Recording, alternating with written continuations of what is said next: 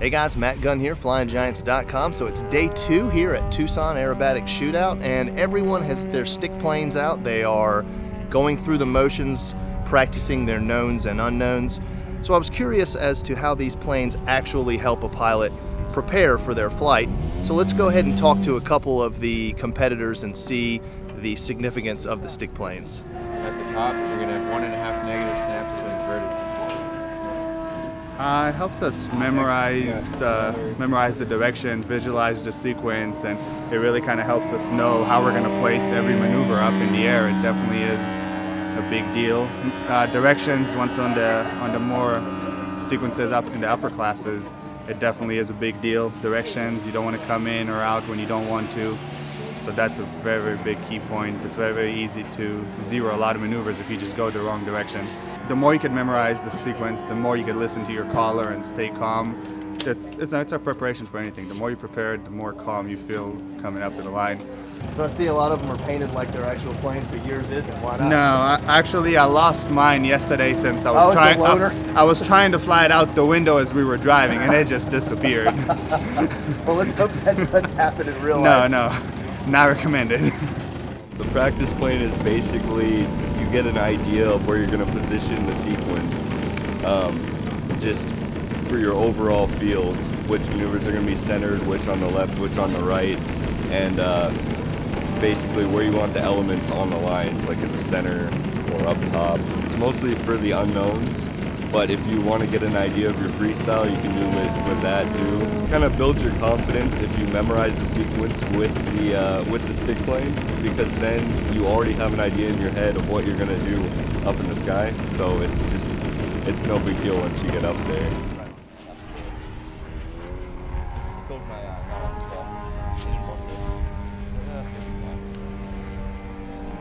I guess it helps because you get to visualize the whole thing, but no, I'm still pretty nervous. Yeah. Now, see, yours is painted just like your bird right here. Is Yeah, that special?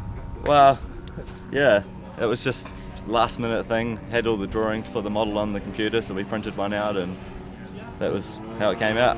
You can orientate yourself with it and get all the directions sorted, get a visual of what it's going to look like in the air, and just get your head around the sequence pretty much. Practice plane, stick plane, there's all sorts of different ways you can do it, but mainly this is for us to visualize and practice and learn the sequences that that the pilots are going to be flying. Either when I'm flying as a pilot, or here at the shootout, I'm actually one of the judges. We'll go through the aresti, that's the diagram of the sequences, and we can actually visualize the maneuvers that the pilots are going to be flying. So that's a pretty fancy acrylic plane you got there. Everyone else has their balsa stick birds. Where'd you pick that one up? That's right. I'm more of a devotee or collector. I have a bunch of stick planes at home, but this one was actually a gift from Steve Richardson here at the contest for me.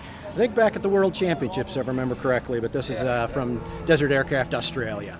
Every day, each pilot receives an unknown flight that they have to do, and they're not allowed to fly it with their plane to learn how to do it.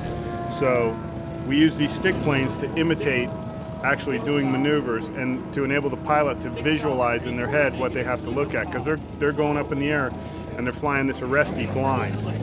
So they have a caller, which is my job. I stand behind and I tell what the maneuver is, but we've already done it with the stick plane several times so that it gets ingrained into the pilot's head.